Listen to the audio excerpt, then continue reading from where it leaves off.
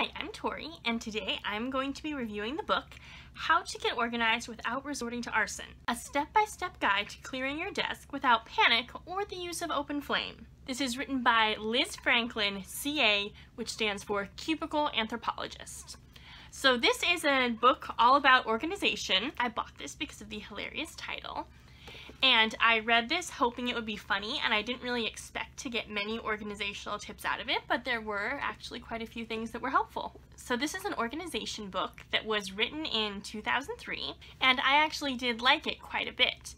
It wasn't quite as funny as I was hoping it would be based on the title, but it actually did have some useful information that I might use in my real life. So this book is mainly about organizing an office or any kind of space that deals with a lot of paper. And I don't work in an office or need to organize paper, so a lot of the stuff didn't apply to me, but there were some things that were useful that could apply to general life, because I definitely am not a very organized person. I have way too much stuff and don't ever know where to find any of it. So right away, reading the first chapter of this book, I loved it because it has personality quizzes, and I love personality quizzes. Any kind of thing.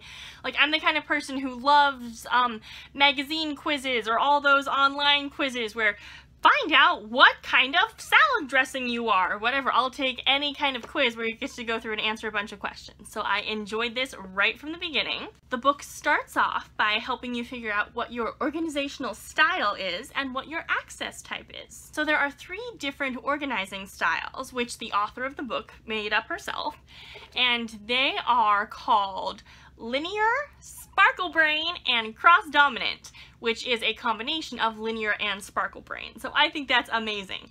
And so, you know, linear people are very organized and structured and keep things very organized and, you know, might not need this book as much as some people. And sparkle brains see something shiny and get distracted and change projects a lot. So I thought that was a very good description. And it was fun when she went through and described linear, sparkle brain, and cross-dominant. She gave examples of which of the friends on the TV show Friends are each of those different types, so I thought that was a nice little touch. The next thing she talked about was what your access type is, and that means when you need to find something, how do you think about it?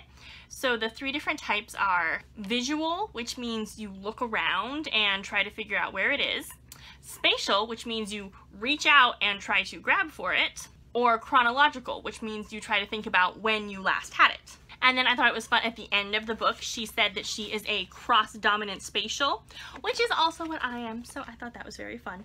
This book tries to, its big marketing pitch is that it's different than other organizing books because it's not going to tell you there's one certain way to organize. It's going to help you figure out the best way to be organized for you. And that's true to some extent. There are some things that she says are absolute rules and some things that I didn't think were that helpful, but there were some very useful tips in here.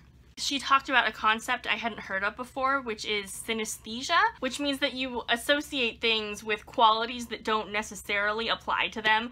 Like she said you should try to think about if a number sounds like a certain color, or if or what flavor is this word, or, you know, stuff like that. And I hadn't ever heard anyone actually use the term synesthesia before, but I think it's a fun way, and I think all of us to some extent do kind of operate that way and think, oh, well, this word seems like it would be even instead of odd, or this feeling is this color. You know, we kind of do that. So it was sort of fun, and she says you should really think about that a lot. And so, like when you're choosing how you're organizing things, you should think about what things really feel like to you and not what they should be. And so I really liked that a lot and thought it was a great, very useful, and not boring tip. Then there are a lot of chapters in this book that are specifically about offices, and they talk about how to design an office so that it's most useful and paper flows well and people can come in and talk to you. And it talks about how to organize lots of paper and file it and all that stuff, and I think that would have been really helpful to me in high school when I had loads of paper for school and 4-H and all different things, and I had a filing cabinet when I was 14 that I tried to keep things organized in, so I think this would have been very helpful then. So I really like those chapters at the beginning that talked about what organizing style you are. and that talked about like synesthesia and how to think about organizing. And then there was a lot of stuff about organizing office space that I kind of, you know, it was interesting but didn't really apply to me. But then I loved right at the end there was a chapter about purging or getting rid of stuff. And I thought that was helpful, and it had some good tips about how to get rid of stuff if you're not very good at it. And she had this great idea that you go through and label everything as if it's your most prized possession, and eventually you'll get tired of that and get rid of the stuff you don't actually want, which I have yet to try. It's a good idea, but I feel like I'm the kind of person who would actually think that every single thing was a most prized possession. I'm the kind of person who would say, oh my gosh, I found this safety pin. This is a wonderful thing. I might need it for something. It could be used for so many things. I should definitely, you know, file that away. That's important. I can't give this away. That's the kind of person I am. So I don't know how well that would actually work for me, but it's a nice idea. So this book was definitely dated. It came out in 2003, and, you know, she talks a lot about organizing paper, and she says, well, some people are talking about paperless offices, but that's just something that will never happen. And now, of course, we do have completely paperless offices, and smartphones and tablets and all that stuff are a huge part of our daily lives.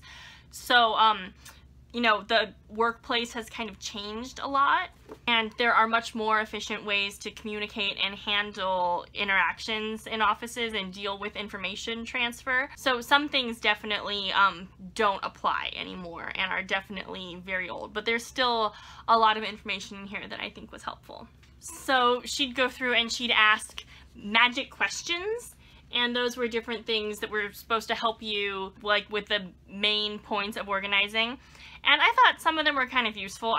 They weren't my favorite part of the book, but, you know, they were in there. They were helpful. So I liked this book. I wasn't expecting a whole lot from it, but I did learn some useful things. I got to take personality quizzes, and I got some good tips for how to think about organizing.